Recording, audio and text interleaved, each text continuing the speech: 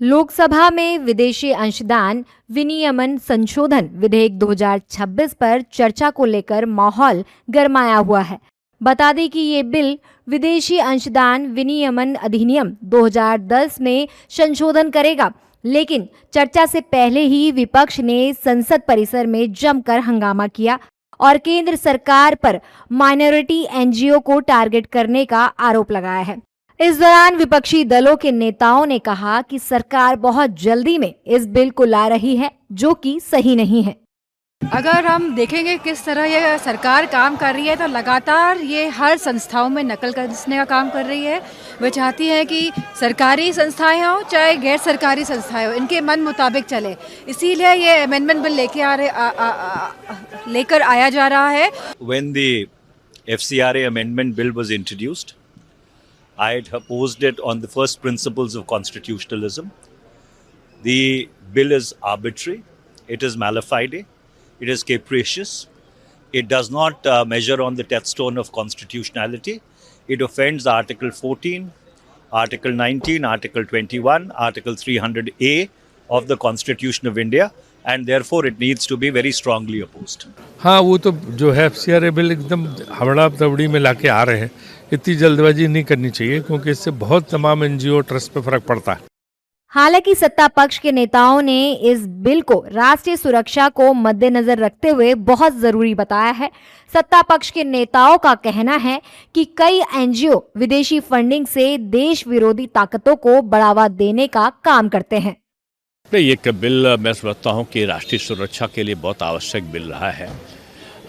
NGO के पैसे से जो विदेशी फंड आता है, कभी वो किसी आंदोलन के लिए सरकार के विरुद्ध, कभी नक्सलवाद को पुष्ट करने के लिए, तो कभी किसी प्रकार का प्रचार अभियान, चाहे वो सोशल मीडिया हो चाहे अन्य चीज़, उसमें इन प्रकार के रुपयों का जो फंडिंग है उसका उपयोग होता रहा है।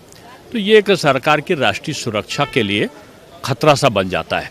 देखिए, जो वोट बैंक का पॉलिटिक्स है, ये जो सूडो सेकुलरिज्म का पॉलिटिक्स है, ये नहीं चलेगा।